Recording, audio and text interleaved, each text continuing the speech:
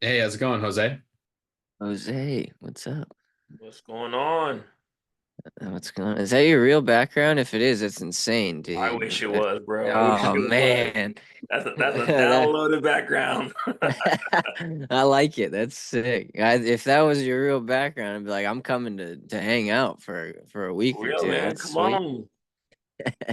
I share the love with everybody. We appreciate that. I'm Paul. This is my partner, Mike, man. It's nice to meet you. Nice to meet you. Sir. Not sure where everybody else is yet, but um, just hanging out till then. So are Yeah. you guys both veterans? He is. I'm not.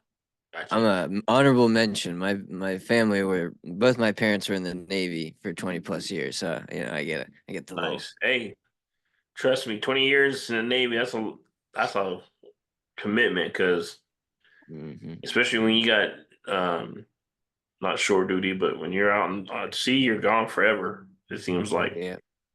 Yeah. Were you in the Navy at all? No, I was Air No. Force. Same here. You know. What'd you Air do? Force, corporation, whatever you want to call it. Yeah. We get it all. I was calm. I was a back in the day at 2E2. I think when I got out, it was a 3D1. Yeah. Gotcha. I was You unfortunately security forces for Am I wrong with that? 7 years. I don't know, man. Hey, you were LE, I'm assuming. I did an LE and nuclear security. Oh yeah, so you were which base were you at?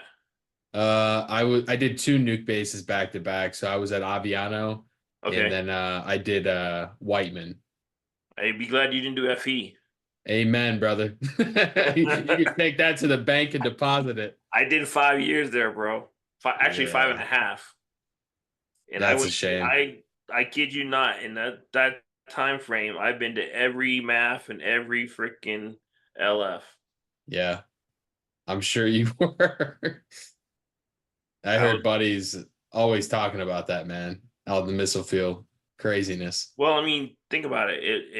It covers 3 states. The furthest site was like 2.5 hours away from base, and then um, what you call it?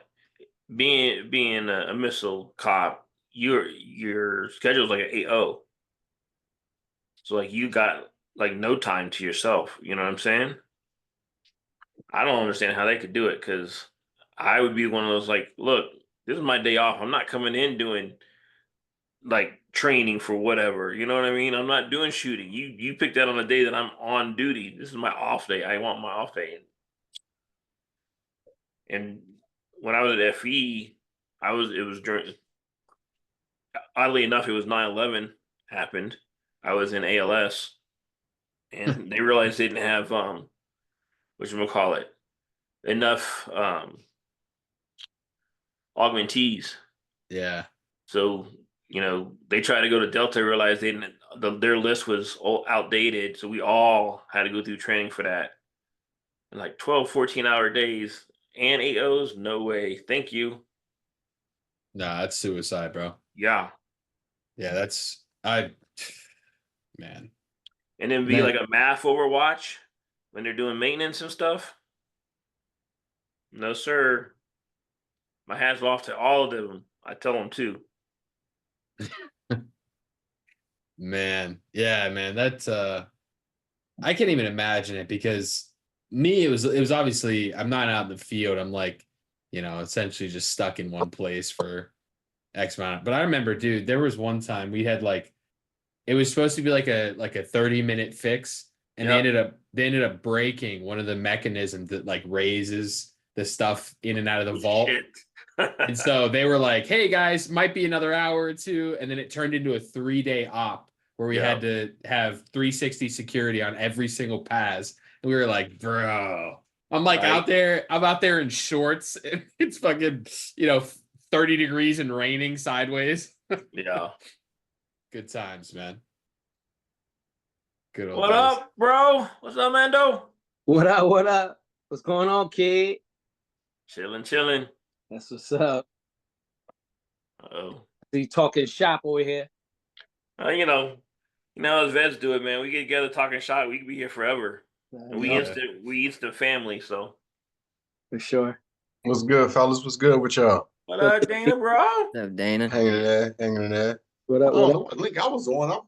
You said this is my recurring link. I went to my Zoom and hopped in. I'm like, what in the world? Is this not your link? Yeah, I think it is. Yeah, it had to be if it got my. I promise you, I hopped in off on my link and yeah, I wasn't nobody in there. But then I hopped the one in the phone. You go and see. Maybe it's Jason's. Yeah. Yo, this must be Jason's. I promise you. Yeah, because mine I had to let everybody in from the waiting room. This Jason link right here.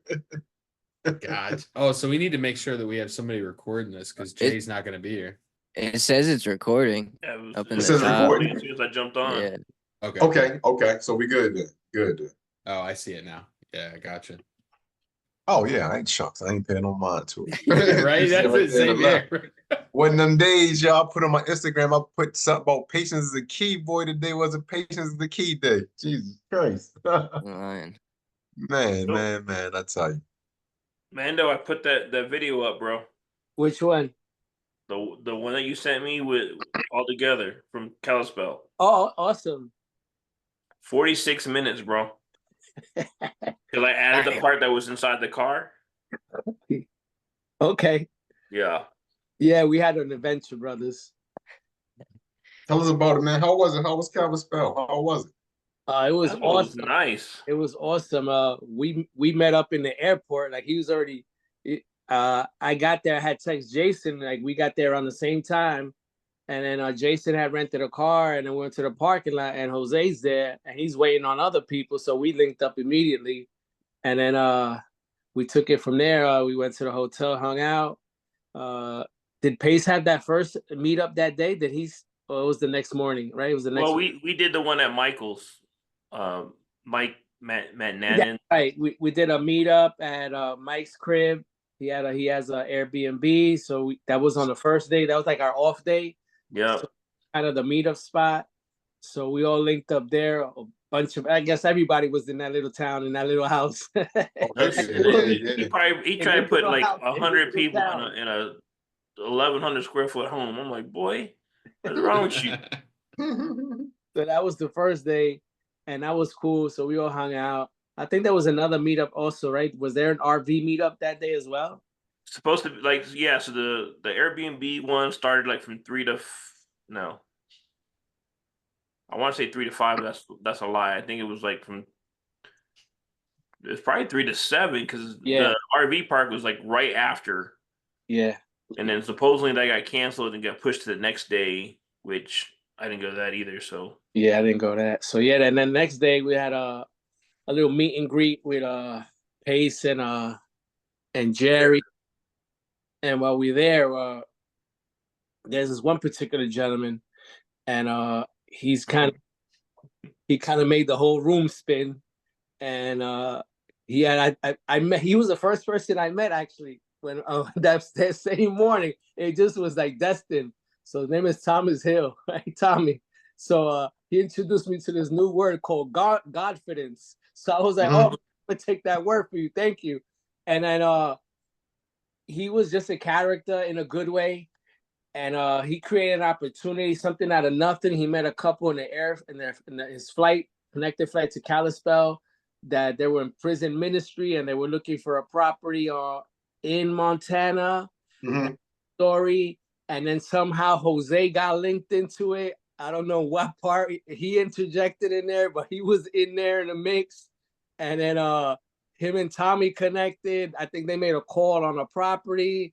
And then it because something out of nothing. We made something. You're leaving all the good parts out, bro. Go ahead. I'm just trying to get you the well, because we met at breakfast, right? And so I was staying at a different hotel than where we were meeting up. So I came there. It was like 6 o'clock in the morning because registration started at 7, and they were talking about the merch was going to be like gone. So I wanted to be the first one in line to get there to make sure I got my merch for the event, which was a waste of time because they had so much merch that the whole time we were there, they were trying to sell merch. So good on them for salesmanship because do this now. They had people, now. believing them that there were going to be no merch, and they had plenty of merch. Game.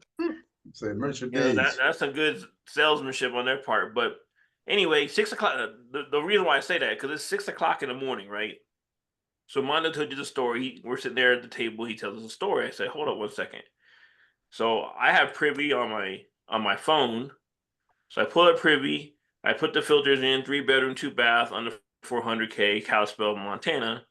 8 properties pop up, right? So I really quick look at them. I'm like, no, that don't look really that cool. This one don't. And I find one looked like it was all fixed up, like ready to move in and stuff, right? I was like, hey, what about this one? Now, mind you, just like 5 minutes after he tells me, he's like, dude, this is a great one. He starts calling the people that he met on the plane. Like, hey, I got a property for you. Now, like I'm telling you, let's say 6:30 in the morning. He's calling people he don't really know, talking about, hey, I got this property. You interested? And I'm like, dude, you know what time it is? You don't even know these people. You calling them 6:30 in the morning? You crazy? So then he calls them like 4 times in a row. Like waits a couple minutes, calls them back. Waits a few minutes, calls them back. And then like 7, maybe even 7:30, he goes, screw it. I'm just gonna call the agent. Now he's calling the agent at 7:30 in the morning, right? Hey, blah, blah, blah. I think at 8, I think it was 8 o'clock. He got a hold of the agent. Agent says, yeah, you can come look at it. So he set up an appointment for Tuesday because this was Monday. And he didn't share this, but Tommy, he's an inner circle member for Jerry. Correct. And he's like, you know what? I'm going to just have Jerry hook me up. Jerry's going to take this down, blah, blah, blah. And I'm like, so let me get this straight. I help you find this deal. You're going to have Jerry help you negotiate and get it all on there. And you're going to sit here and make $20K at a community camp. I'm like, damn. So he calls Jerry up, no bullshit, and says, hey, can you meet me at this property? I want to see if I can get a deal while I'm up here. Jerry agreed to it. And then he was kind enough to invite me and Mando. So we go tag along on this trip and just sit there, watch Jerry just, do his thing. And it was, it was magical, bro. I mean, if you watch his videos, you know exactly what he was doing when he was doing it.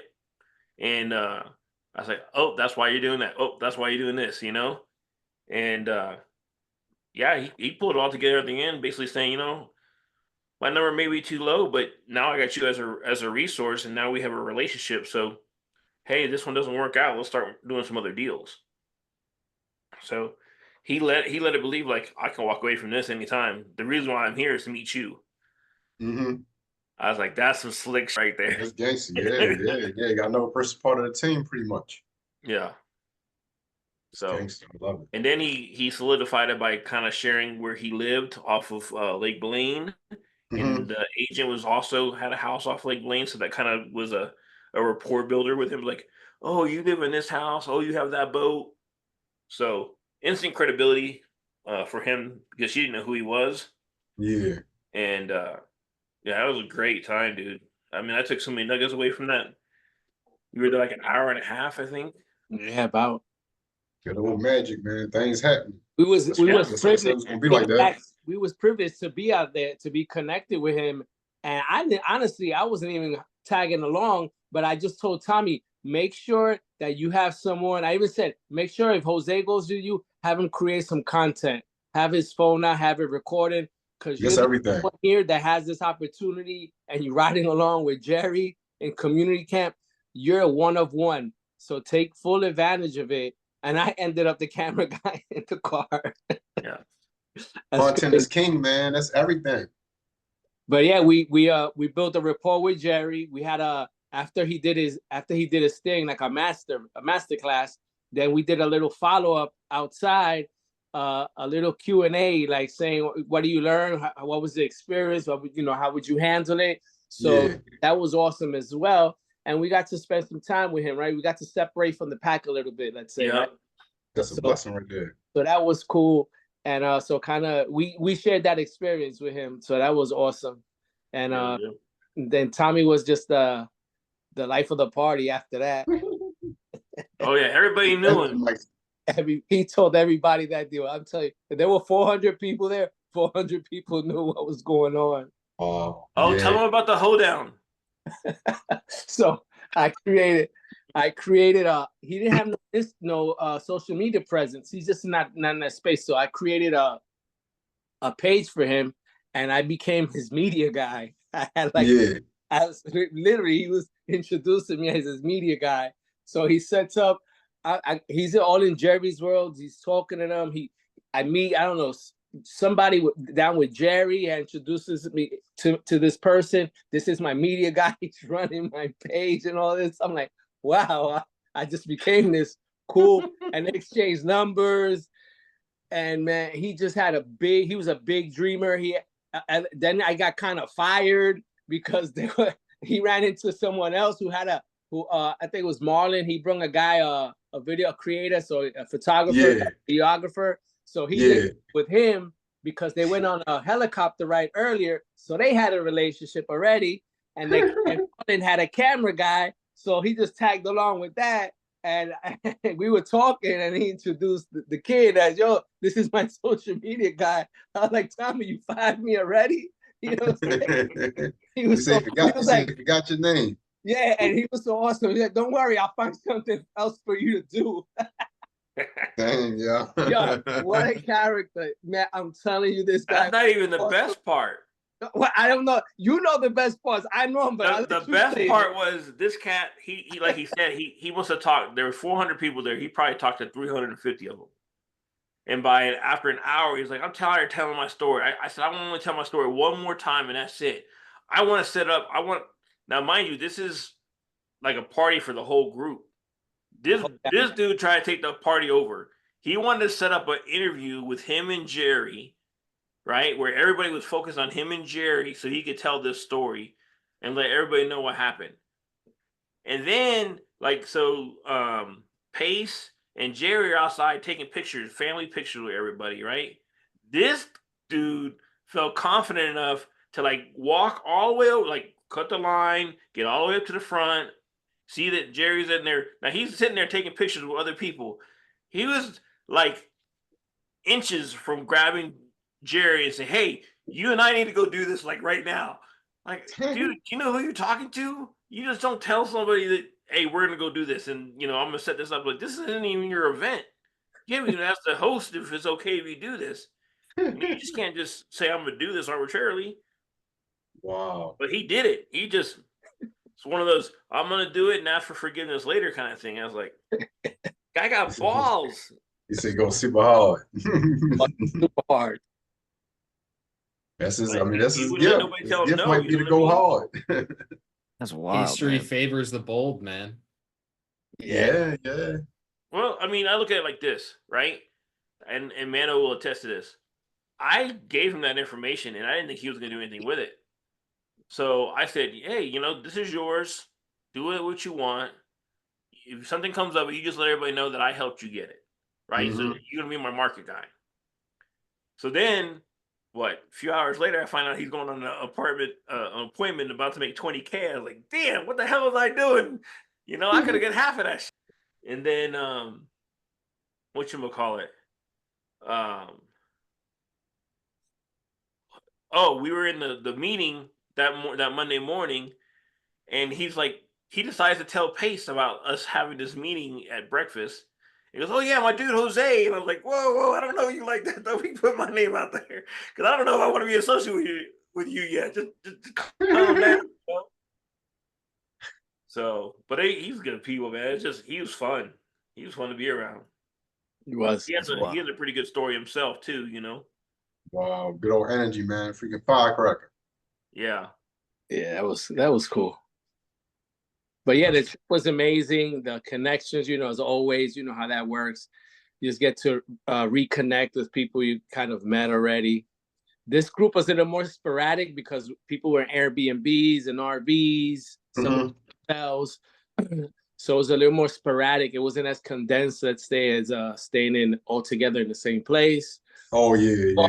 We always met up somewhere. And there was a scavenger hunt in one of those days, and that scavenger hunt ended up in that picture on the mountain, the top of the mountain. Wow. That was a trek. That was an adventure, going up those hills, going up those mountains on those winding roads. That was an adventure. to climb up to the again. That was an adventure itself, just to persevere in and challenge your nerves, because that was a drive. Whoever was driving, I wasn't driving, but it tested their will. And because you look this way, man, you're gonna be shaking because there's nothing there, just open air. Jesus. You know, I was up North California like that before. Whew.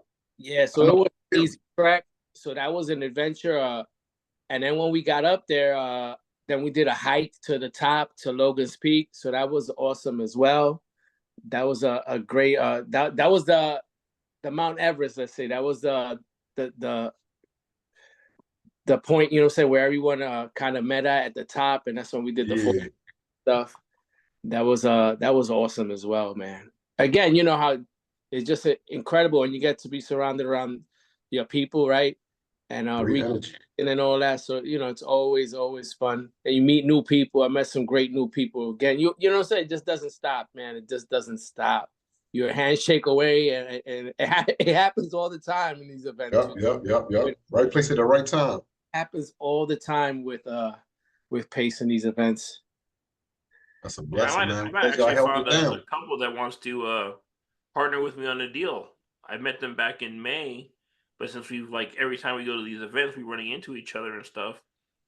They now feel comfortable enough with me that they're like, "Hey, we want to work with you. Let's see what we can come up with." And I'm like, "Oh shit, okay." That's what it's all about, pretty much. You know what I mean? Yeah, collaboration. That's what it's all about. That's how you get there fast. That's how it works. That's how it really, right? People start noticing you. You see a lot. I got a lot of feedback on my social media side. A lot of positive feedback. People want me to help them set up their stuff. Again, they see me kind of like not an authority, but an authority, for them, right? A lot of people haven't gotten started, right? For whatever. Consistent. And people just wanted to lean on me for that. Again, I just did it. There's nothing special to it, but if you need any assistance, a conversation, attaboy, let's reconnect. But yeah, I got some good feedback. I got some people that want me to help set their setups, just on that side alone, which was awesome. I got a little part-time job out of it. I'm a bilingual translator for a TC company now. Oh, for real? That's what's up, yo. That's sick. Getting it in. You tell your story and you fill a gap. You provide value where you don't even know it, right? Little things like that. So again, you don't know where this takes you, but again, it's just awesome. It's always awesome. I knew it was gonna be a great time, man. I'm glad y'all enjoyed yourself. That's what it's all about, pretty much. Yeah, it was the bomb. It was the bomb. For real. That's what's up. I love it. Did you guys go to the July one? No, we were we were supposed to go September. Yeah, we supposed to go to September one. Yeah. Oh, This didn't work out. Mando, we forgot to tell them about Amon. Oh, okay. You can. Oh yeah, we seen that. Yeah, I think he got messed up. Yeah, is he okay? All right, so check this out. Day one, right? We told you we had the welcome to Kalispell meeting, right? First thing Pace tells us is, I love my boy Amon, but first day a couple days ago, man jumped on my tractor, ran into my barn, and I was like, "Oh shit, how do you do that?" And then he goes, next thing he does is goes grab somebody's keys without asking, takes their SUV, drives into the woods and gets stuck. In a ditch. Then calls people and says, "I don't know where the hell I am. Can you come get me?" Drives off a ditch. Yeah. And I'm like, what in who does that? And then what happens? Trifecta. We're at Jerry Norton's house. This fool knows he has a back problem, goes out there, gets pulled behind the boat, and has some kind of back traction situation where you get hauled to the hospital. I'm like, only you, man. I mean, you just accident prone. I'm staying away from you. And they say community. So is community camp really over? There's no more community camp? Well, for this year, and there's another one next year that's supposed to be up in Alaska. Keep away from homeboy. You say Alaska? Yeah. Oh yeah, my man Carlian. They take them up the steps because so many steps are so steep. Once you look at the pictures to Jerry's place, when I was looking up, I said it's gonna be impossible to carry them up this way. It's just so steep. And then I Bless guess you, they had Mike. a boat. They had a boat, and they took them on another landing or something, Yeah. and picked them up from there. But yeah, homeboy was no bueno. Keep It's gonna away. be it's gonna be in Alaska with my homeboy Carly, man. Keep Alaska away. sounds insane. Yeah, he had a trip of a lifetime. Like, it was crazy. Wow. But yeah, but other than that, it was a ball. Jerry's place was awesome. He was so inviting, and that was coolest. Yeah. He took us out on the boat, and it was just awesome. He gave up all his time. He was just so inviting and so accessible. Like, he did his thing. And his family, his wife was around. Jerry's the man. Had like what, 8 kayaks out there. Jerry's the real deal, man. He was cool people. Yeah. Cool It's people. real chill and serene out there. Nah, he got a nice place. He got a really nice place. Yeah, let me tell you something. I would love to be on that top deck every morning with a coffee. Oh man, That view, the mountains, the lake, dude. He nuts. He got a great spot, man. He's Sure doing. Wow. Yeah. He connected with the agent. He told the agent where he was and all that. That was instant credibility because the agent knows. I guess she has a place there. She said, but she knew and he knew, like, off the bat, like, we over here. So It's a home run right here, pretty much. yeah, that was official. So that gave him credibility to do recurring business in the future, right? Because they kind of read between the lines, So you're moving the shaker pretty much. Yeah, so I think Tommy got that link, and we had another guy with us, Steve. Steve was the helicopter pilot, and I think he's in Jerry's community or sub 2, and he's in Jerry's, and he lives up there. He lives up in Whitefish, which is like just outside of Kalispell. So he's kind of like boots on the ground. Mm-hmm. So everything was like a built-in team. Jerry's credibility, and then Steven is there locally, and then the agent. So there's possible opportunities there with Jerry and Tommy, because Tommy is the link. So yeah. Tommy exchanged his number and information with the agent. So hopefully for him, he can create some opportunities out there. So it's all about, man, making magic happen. Because Steven is local to the area. He knows, he's a lifer. So there could be something there. Yeah. If he pursues it. Mm-hmm. One of the, I think, things that was nice about that interaction too was, and Jerry was being like the teacher. Like, I knew she had to pick up on that. Like, he was a kind of the head guy. We all just kind of took our lead from him. But he was explaining to us that new realtor law, about commissions and how all that works, and how it has to be, you can't advertise it no more. So, he was inquisitive about that, how the agent was like handling that. She was, I get a lot more phone calls now asking about, like, are you going to pay this? You're going to pay that? And that was another thing that was really cool is, it was a really good technique. What he said is, because we went in at 2 different, he actually gave her 2 prices, right? One was the lowest he wanted to go, and one was a little bit higher than that.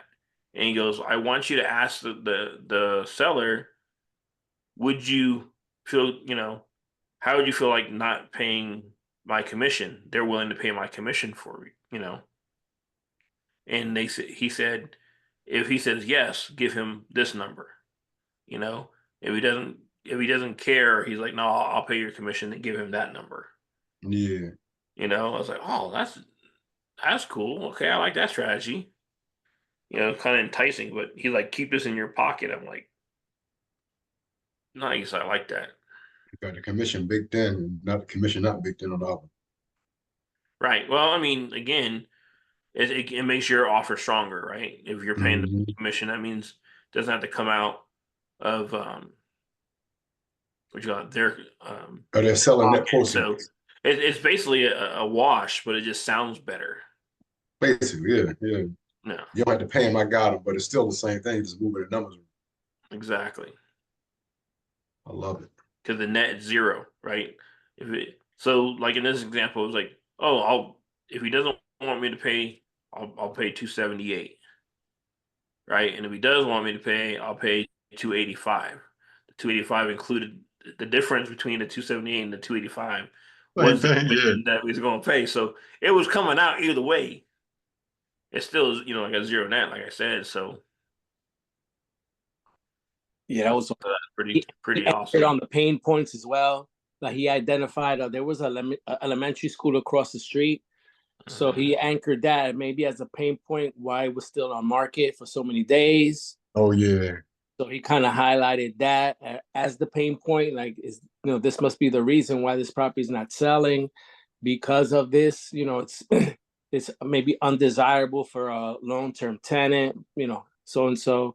So it was awesome the way he found the pain point and anchored to it, and and made it an issue basically. Like this must be the reason, right?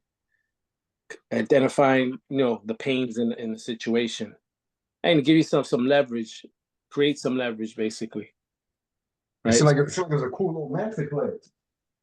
No, he's a master. Like he was smooth as well, super smooth. Like again, made it seamless. He valued the agent as well. He gave her value. What are your thoughts? What do you think if you was to renovate it? What's the numbers you would consider?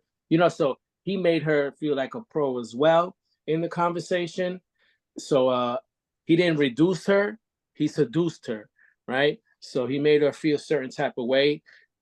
And she was now more receptive to a conversation, engaging in more of a conversation now, since he rose it to his level as well. So Yeah. that was seamless, right? But after the fact, we conversated about all this and we seen how it all played out after the fact, recreate the scenario. So it was an awesome experience for real. That's gangster. Yeah, yeah. Like a freaking one-on-one masterclass. So now That's exactly what it was too. It Because really like I said, he had her telling her, like, you tell me what you see, it's like, oh yeah, that needs to be replaced, that needs to be fixed. Like she was pointing, so that's like subconscious where you're having the agent point out the stuff that you can see that's wrong. The house had like a false wall that had a built-in gas um, fireplace or whatever, and we're like, well, we can get rid of that. And then Jerry took a look at that'd make more of a problem than anything. He said, just might as well just leave it the way it is. But the property had been on market for 42 days, and then they just did like 2 days before we showed up. They did like a 50K or 49K reduction, right? So to come that close after having a reduction done, and then reducing it, shoot, what would that be? They were at 399, and we came in. Our highest offer was 285, so we even came up 100K below what they had it listed after coming down 50. Yeah. For newbies or for people that are not experienced, you're like, they just came down 50. There's no way in heck they'll accept 100K reduction. But the funny thing is, the agent never flinched at that number at all. She was like, I don't know if they go for it, but she was comfortable enough and willing enough to present the offer, which that was a great plus. And there just wasn't a pain point to push on because the owner was an investor and he was willing to put it back on the rental market if he couldn't sell it.